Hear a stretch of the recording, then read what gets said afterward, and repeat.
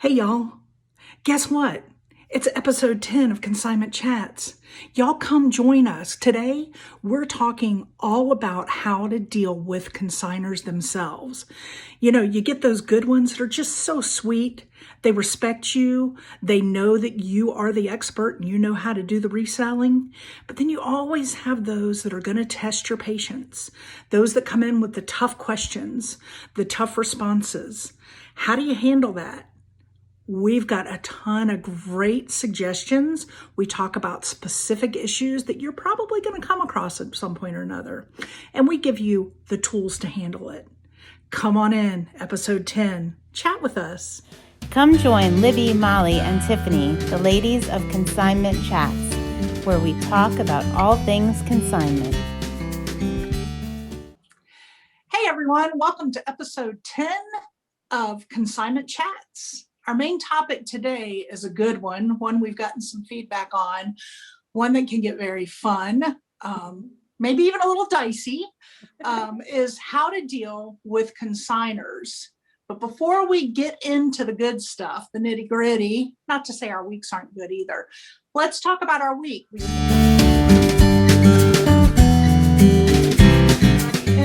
Tiffany, how was your week? Good. I'm still trying to work on getting my sales back up from when my eBay slump, but I have been listing every day, on photographing every day, and I've kind of got a little rhythm down now, and it's going good. I feel like I'm getting on track. That's always a good feeling. Always. That's great. So Molly, you've had some crazy success with your listing daily. Tiffany, you're probably seeing it. That it really, really makes a difference when you list every day. I mean, I've been putting 4 to plus items, I would say consistently 5 in my mailbox every morning, and then more. So it's been great. It's been great. I'm learning the rhythm.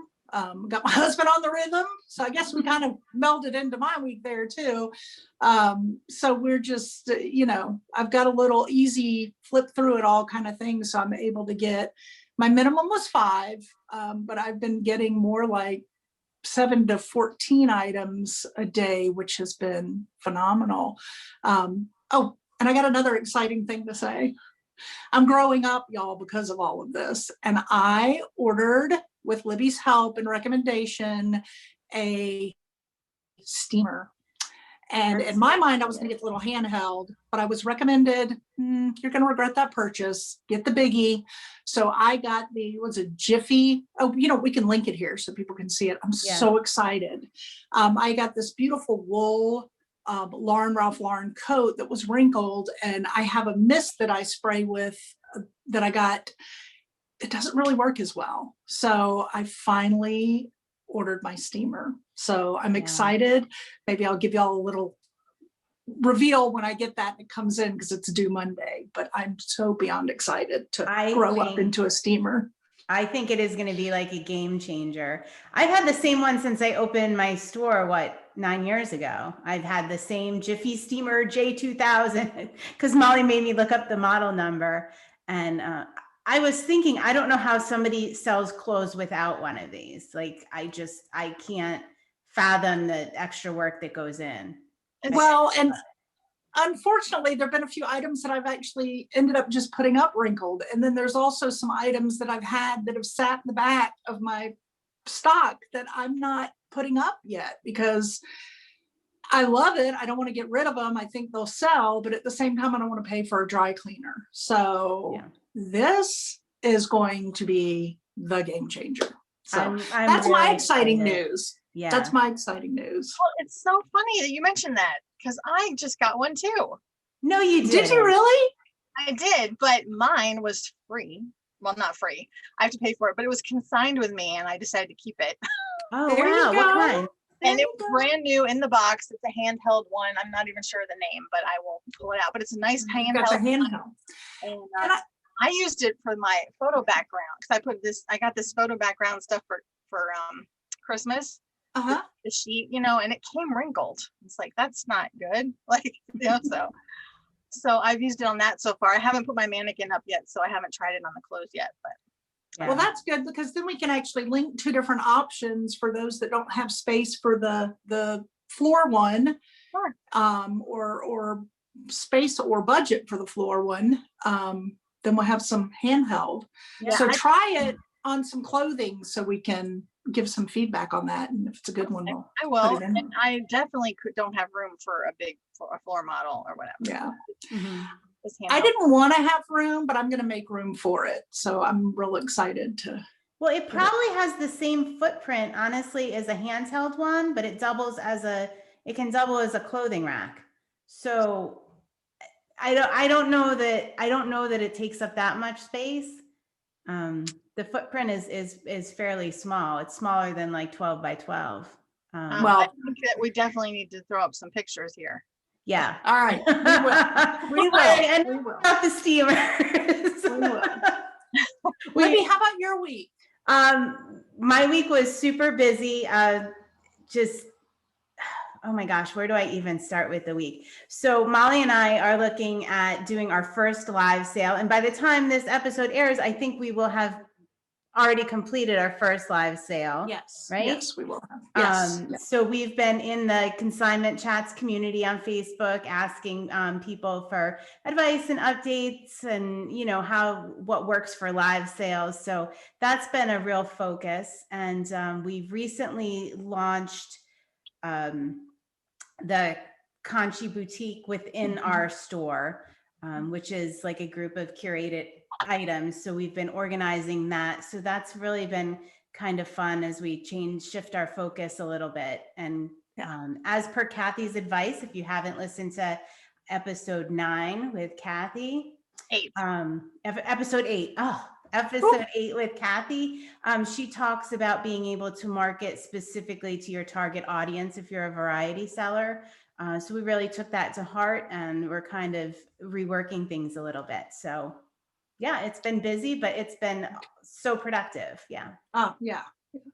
That's how I feel the last 3-4 weeks. My new quote, and can't remember if I shared this on another episode, but now I've got Nick saying it. I even made myself a little emoji with it, is slaying dragons. Every morning I wake up and I'm like, I'm slaying dragons today. What dragons are getting slayed? And that's what I do. As soon as I start my coffee, I'm like, what dragons am I slaying today? And the more check off I make on my list, the more pumped I get to move forward. So I think it becomes contagious. Yeah. So, yeah anyway. Sure. All right, girls, I got to tell you, I'm ready to get into this main topic of how to deal with consignors. And I know in our previous episode, I think it was episode 4, where we talked about the challenges in consignment, and this was the top one. Number one of our challenges was dealing with consignors. So I think it's time for us to kind of break down some of those difficulties that you're going to face. We all face them. I think when we're doing it, we can talk about certain stories we've had dealing with it, but I also think if we have any like one-liners, any terminology, things like that we could suggest how to deal with that. So I think we should get rolling and start with overvaluing items, because that's a big one. When consignor comes in with their idea of what the value of their item is. And in fact, I think we had somebody in our community group, Tiffany, yes, who questioned that. Do you want to share that and we'll dig in? Sure. Jenna from Greening Things asked who sets the price on an item when it's consignment. Yes. And I believe we've mentioned that before in other episodes, but you set the price. You do. It's your business and you set the price. Yeah. I strongly believe that as well. There are consignment stores that do listen to the consignor and kind of base their price off that. I would love to hear from you. Yeah, I would too. How that's I feel very strongly that part of the service that you're earning a commission for is being able to price that at market value. Mm-hmm. That is what your specialty, that's what you're good at. That's what your value, that's what value you're adding is setting that price and doing your expertise. Mm-hmm. Yeah. I also think that, yes, let them have a say, maybe in the aspect of some of the details of the item, especially if it's something older, vintage or antique, and they have knowledge on the history of that item. It's always good to get that from them. But in the end, you're the expert. You're the one who knows what. Here's one of my favorites. And what, I thought we'd get situational some in here, kind of the role acting. When we used to be in the storefront, I'd be sitting at my little desk. I had my little internet sales desk next to the sales counter. And I would sit there, and lo and behold, I'd have that sweet little woman come in that you just want to hug her. And she's got a piece of china, and it was her wedding china. And she already knows that this set, she only brings a piece, but she's got the whole set, is going to bring in 1,000 plus for her, because she already looked it up on replacements. Mm-hmm.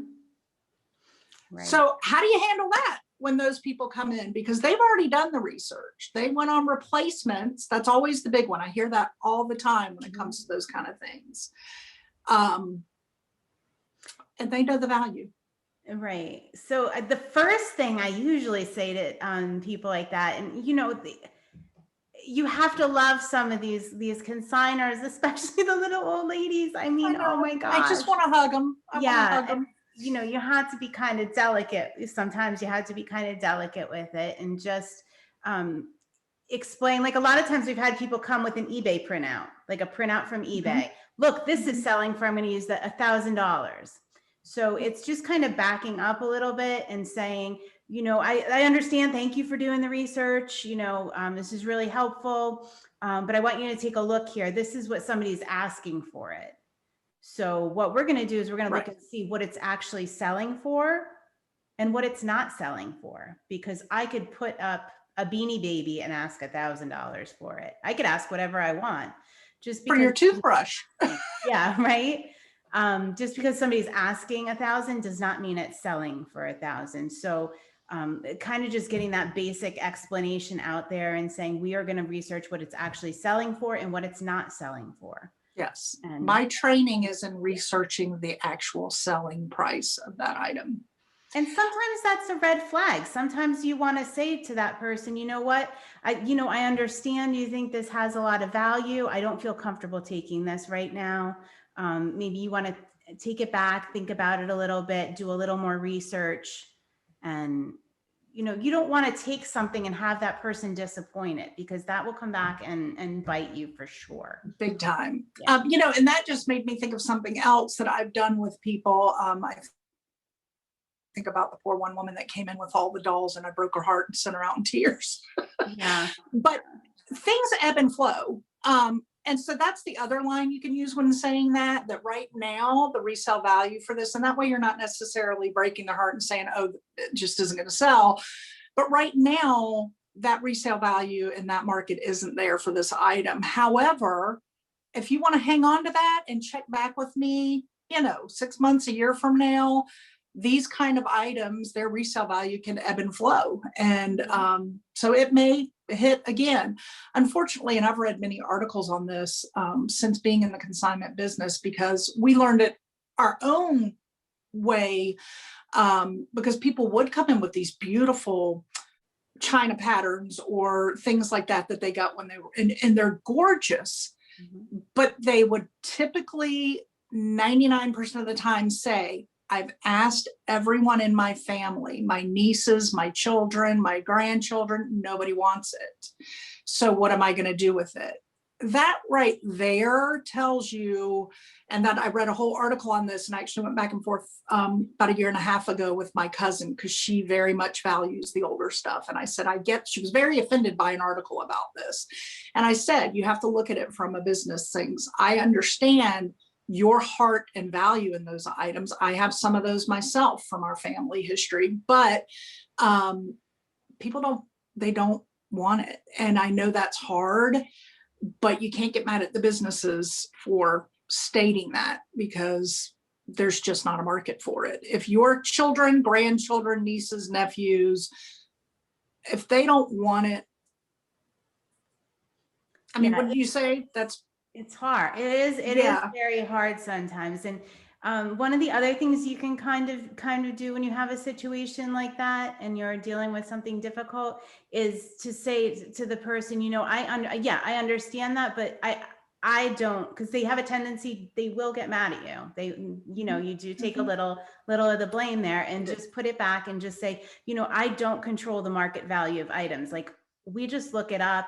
We see what things are selling for. I don't control the market value. I actually don't even control how I price something, because it is based on hard data. It's based on the market value. So you kind of like deflect a little bit. Like, you're not actually the one doing the pricing. Right. You're just looking up the market value. Have you ever had anyone come in the store like with an appraisal? Like say it's a higher end item, like a fur coat or diamond jewelry or whatever. They have it, they got it appraised, and they show you the appraisal. Yeah. I mean, and you know what I have to say, and I don't want to. Usually people are getting like an estate appraised, right? And they would come in with the appraisal report, and, you know, this would be assigned this value. And I've never seen one that was accurate. So, you know, things are still misclassified. The last one I did, I'm thinking of in particular, things were misclassified, mispriced. Like, there were a couple items that were way higher in value than the appraiser, you know, put the time and energy in to find out. And some of them were just so overpriced. So we just kind of redo the appraisal and the research. I haven't really found somebody that brought me one that was accurate yet. So they bring it in.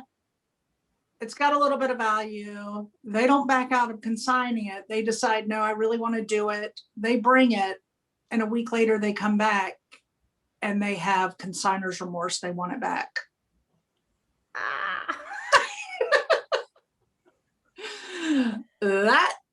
I think we touched on this in a previous episode too. Tiffany and I were talking about that. This is one of the things that I dealt with early on, is people would, you know, want their item back. So we would give them the option to buy it back. Like, it's probably not good business unless there's some crazy exception to actually give that item back to the person. You've just spent all that time on that item, probably paid listing fees, spent all that time and energy on research, you know, putting it in this photographing. Yeah. So, you know, you really want to avoid that situation in the first place. And how we dealt with this, and yes, we did learn this the hard way, the very hard way, was to address it up front when somebody is consigning with you. Make it very clear that if they are not ready to part with that item, we don't want it. And also part of that is kind of changing the attitude of the consignor. So a lot of times I get people that think they're doing me a favor by consigning, and I don't want this to sound harsh. I really don't, but they're not doing me a favor. I'm providing them a service. I really need to change that viewpoint. So if somebody says, oh, what kind of stuff do you want? I have all this stuff I can give you to, like, consider that kind of a red flag, you know? They think they're doing you a favor, and they're paying you for a service. You're providing a service. Yeah. You really need to, you know, be careful of that up front, and kind of like step away from that and just change the wording, change the attitude. I generally say to people, you know what, we have more than enough items. We have more than enough consignors. We're not really in need of anything, but if you think you could use our service, I'll be happy to talk with you about it. Yeah, that's a good way to say that, for sure. You know, and I can see getting caught into that in the very beginning if you're doing your own solo business, like getting caught into, I just want items, and, you know, kind of getting into that mentality. But I think now, my gosh, when have we ever been in need of stock?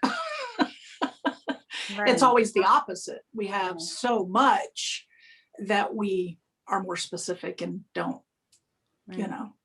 Yeah, I mean, you really need to look at what your kind of limiting reagent or limiting factor is there for your business. Right. You know, the choke point isn't the inventory. It's usually the time for listing. So, you know, don't spend your time searching out inventory when you already have enough. Like, that's probably not going to be your issue. Right. It's probably not going to be your issue. I always say I would love to get caught up, like be totally caught up, have everything listed, but Yeah, that would be my dream, to have it as it comes in, it's processed and it's up. And there's never any, that would be my, that's not gonna happen for me because I keep getting carloads of stuff. I don't think it really is going to happen for many, except maybe in your very beginning stages of business, because once word gets out, however you put that word out, there's always somebody. And in talking about these complications of the overvaluing of items, then I want my item back, or then you go through and you're doing your terms and you say, okay, here's the item, here's the commission, as Libby taught us in episode, was it 8? Your terminology, we don't take 60%, we earn it. So 9. You're sharing with you, I earn, that's episode 9, Tiffany? Yeah. You're good at keeping up with that. I get so confused. Excuse me. But episode 9, we talked about that commission. So somebody doesn't think it's fair. They don't like your cut and they start complaining to you. How do you handle that? Any advice? I love this one, but it also can be like quite upsetting. So occasionally I'll have somebody just, you know, Google consignment shops and call me and, you know, say, you know, what are your terms? And I'll say, you earn 40% of, you know, these are the basic terms. It's 60 days, 40%. And I've had people hang up on me. I've had people, you know, yell at me. And, you know, I just calmly say, you know, maybe this isn't quite for you. Maybe, you know, you want to try selling it on your own. You know, will you take 60%? Like, that's crazy. No, we don't take 60%. We earn 60%, you know? So you are going to have those angry people, I think, no matter what you say, what tip or trick, but don't take it personally. Don't get upset by it. Just stand by your convictions and have confidence in what you have confidence in what you do. Confidence is key. I think confidence is key, because the second they see you waver, gives them power to think they can change it. But if you're confident in your set terms and your set expectations, and you have a little bank of things to say and stand behind that, your confidence is key, I think. And if they don't respect that, you know, they're not going to respect anybody's business, I think. Yeah. I mean, another red flag, I hate all these red flags because we have some like absolutely incredible consignors. Oh, yeah. And we're talking about like your worst case scenarios right now. Like, and that's what this amazing, so many amazing consignors and amazing people, but you know, so you want to get to those and have that as your base. You want to sidestep. There are so many more of those out there. Yeah. Now I forgot what the other red flag was. I don't know. There are so many. I think about people that want to know the details of every single item, or like. Oh yeah. Yeah, that's a tough one. I mean, you have to, so what I do for that is I spend the money on a system that gives people online access so they can see their real-time sales and the data.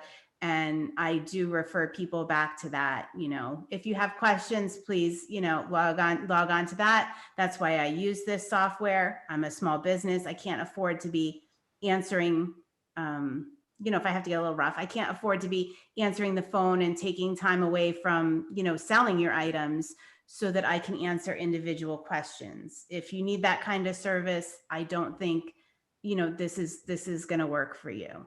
Mhm. And, I know what my other red flag was. If somebody's complaining about another consignment store. Oh, yeah. Usually you don't want to work with them. If they come right in and they are complaining and bashing another business, and they're probably going to do the same thing to you. Honestly, they're probably going to do the same thing to you. So that's the lesson we learned the hard way. We actually had that happen. yeah.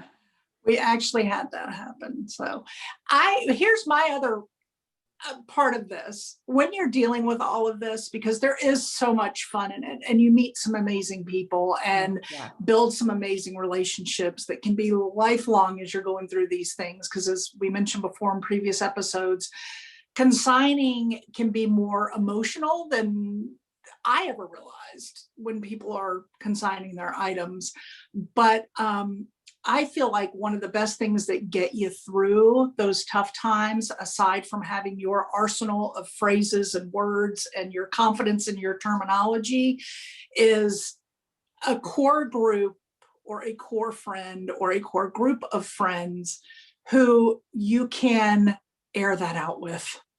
Because you do need to have a release on those moments, and you need a safe person that you can call and go, oh my gosh, like this just happened and I wanted to say this and I wanted to do this, but I didn't, but this is what I wanted to do, and we've had many of those moments and come up with our own little fun code words or code terms that we would use when somebody would come in, and you could tell like, this is a winter white, and but you would just say it in a very nonchalant life, like, oh my gosh, that sweater you had on yesterday that was winter white, like because that helps you find some humor in the struggle.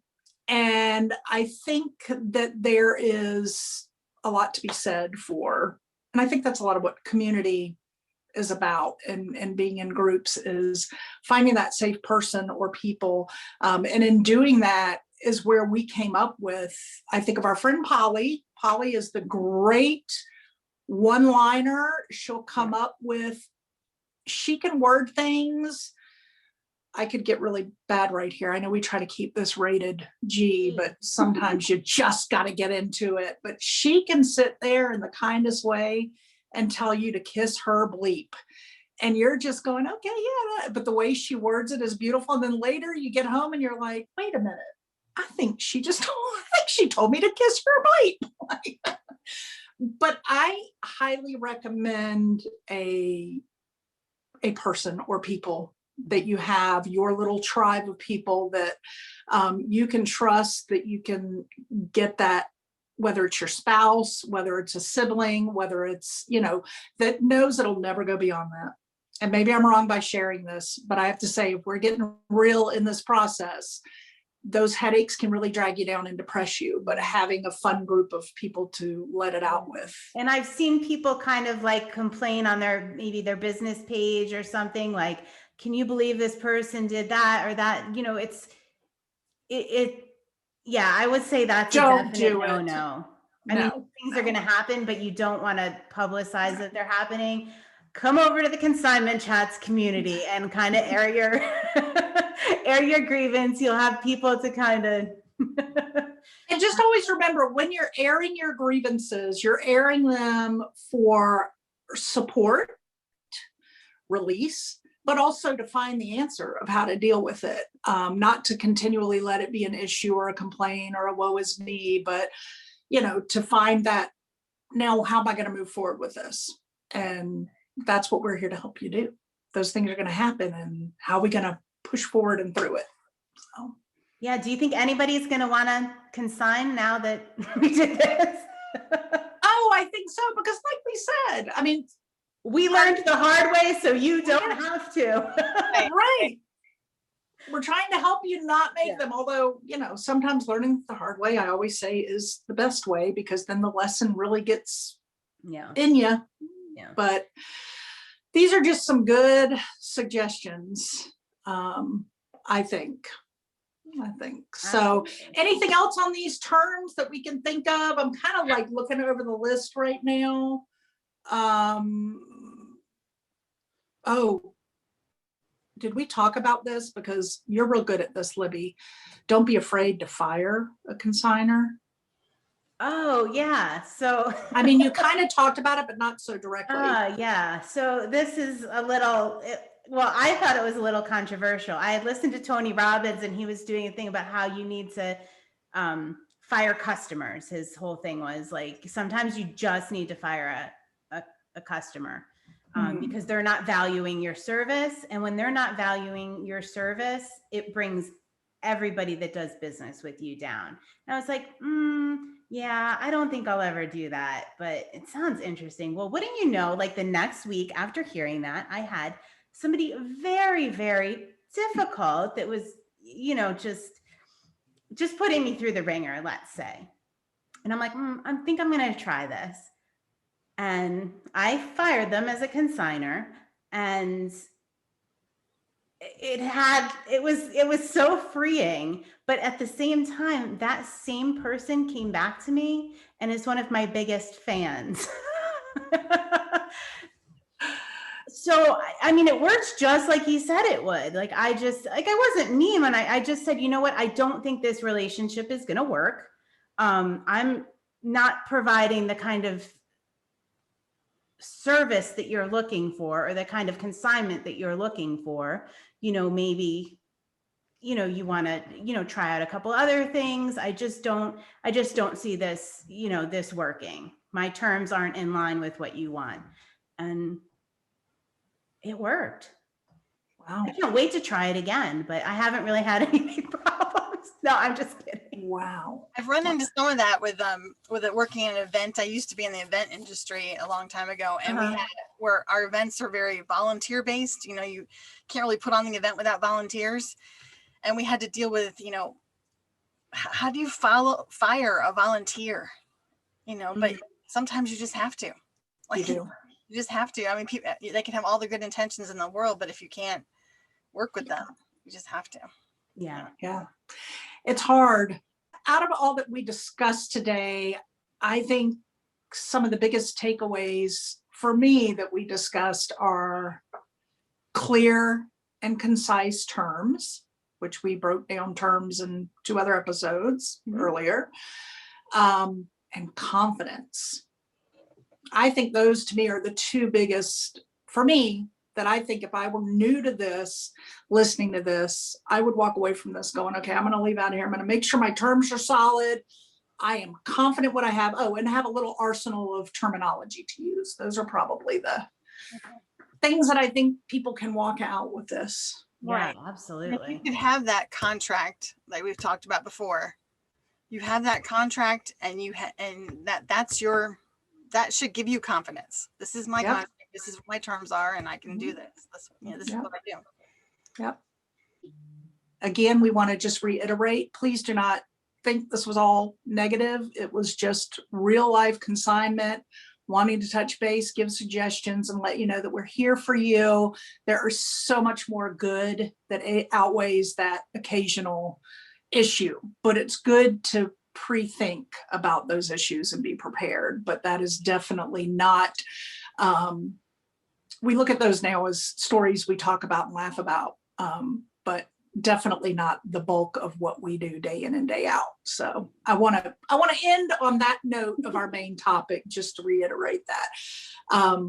But let's go to our community, because that's what this is all about, is helping our community. And before I send it over to Tiffany to talk about community, a little quick reminder about hashtag CC Success, SUCCESS. Tiffany loves it when I do my cheers. That's the way we spell success. Oh, so we have like a little, I want to say, competition takeover. So somebody else is using that CC Success hashtag, and they are. We need to take it back. Oh my gosh. Successes and take it back. Yeah. It's a business using it. It's not a consignment business, but there is another business. So y'all get out there and hashtag CC Success and all your business posts, all your good things you're doing, please. Tiffany, how about our community? What's going on over there? Lots of great stuff. We're doing the challenge, which Libby will talk about. about. And we've got all sorts of things we're talking about, different things that are hurdles in our lives that are, keeping us from doing stuff, and being productive, which the challenge also will help. And we'd just love for you to come and join us and keep going the conversation. There's a welcome post that pinned at the top, and just please, when you join us, just answer, just introduce yourself in the welcome post and tell us your name and your business and a little bit about what brought you there. And we're happy to have you. Yes, And absolutely. share with your friends, share with other consigning businesses that you know, so they can join in, because the more of us in there, the more great ideas we get to boost what we're doing and help us through our bumps. And yeah, so we are in week 3 of the Business Booster Challenge over in the Consignment Chats community. Right now we have quite a few people signed up. We have, the first week was pick your platform, and we have the majority, I think, have picked eBay. We have some Instagram, Shopify, and so we're just plugging along, and so excited to see the results and everybody's progress. So yeah, and there'll be more challenges in the future. So if you didn't get in on this one, get over there and join the group so you don't miss the next ones, because we've got more in the works. And it's always fun when you work this kind of business to be working alongside others and cheering each other on. Hashtag collaboration over competition. oh, that was the other red flag I was going to mention. What? No. Consignment is not a competitive business. If somebody comes to you and they said somebody down the street is offering a better percentage, send them back down the street. Okay. It's not a competitive business. There will be more people, that come to you. Don't bend to that.